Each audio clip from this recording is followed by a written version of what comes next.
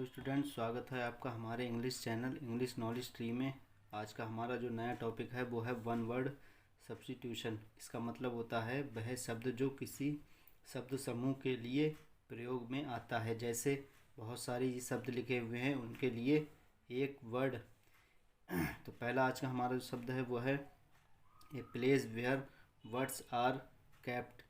वह स्थान जहाँ पक्षियों को रखा जाता है उसे बोलते हैं हिंदी में चिड़ियाघर, इंग्लिश में उसे कहेंगे अबेरी। नेक्स्ट वर्ड है an officer sent to another country to represent the government. Officer को दूसरे देश में भेजा जाता है गवर्नमेंट को रिप्रेजेंट करने के लिए, प्रस्तुत करने के लिए। तो उसे क्या बोलते हैं? राजदूत। इंग्लिश में बोलते हैं उसे ambassador.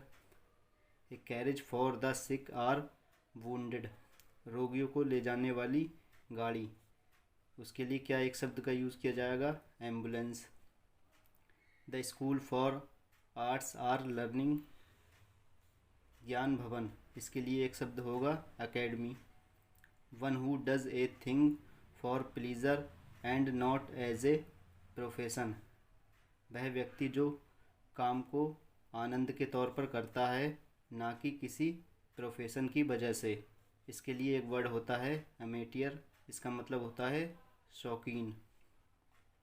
Animals which live in water. वह जंतु जो वाटर पानी में रहते हैं क्या कहलाते हैं? जलजीव। इंग्लिश में कहते हैं एक्वेटिक।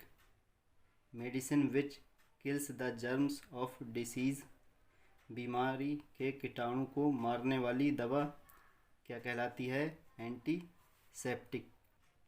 नेक्स्ट वर्ड है a person who is out to destroy all government. वह व्यक्ति जो गवर्नमेंट को नष्ट करना चाहता हो, भंग करना चाहता हो, उसे क्या कहेंगे? Anarchist. Life of a person written by himself.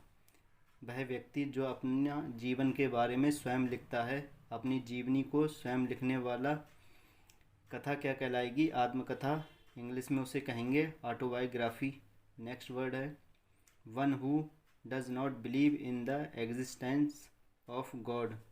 वह जो ईश्वर के अस्तित्व में विश्वास नहीं करता है। इसका मतलब जो ईश्वर को नहीं मानता है, उसके लिए एक वर्ड क्या होगा? Atheist. A person choose by quarrelling parties to settle their differences. किसी व्यक्ति को जब दो पार्टियां चुनती हैं कि हमारे झगड़े को आप सॉल्व कर दीजिए, उसे बोलते हैं बिचौलिया। इंग्लिश में उसे क्या कहेंगे? Arbitrator. A written declaration made on oath in the presence of magistrate. एक लिखित घोषणा जो मजिस्ट्रेट की उपस्थिति में ली गई हो उसे कहते हैं शपथ पत्र। इंग्लिश में कहते हैं affidavit. A person living in a foreign country. एक व्यक्ति जो विदेश में रहता है उसे कहते हैं alien. A general pardon of political prisoners. क्षमादान, इसे कहते हैं amnesty. A letter not bearing the writer's name. ऐसा पत्र जिस पर राइटर का नाम ना लिखा हो उसे कहते हैं अज्ञात। इंग्लिश में कहते हैं anonymous. A person who Leeds a hard life. वह व्यक्ति जो कठिन जीवन जीता है उसे कहते हैं सन्यासी। इंग्लिश में कहते हैं एसेटिक।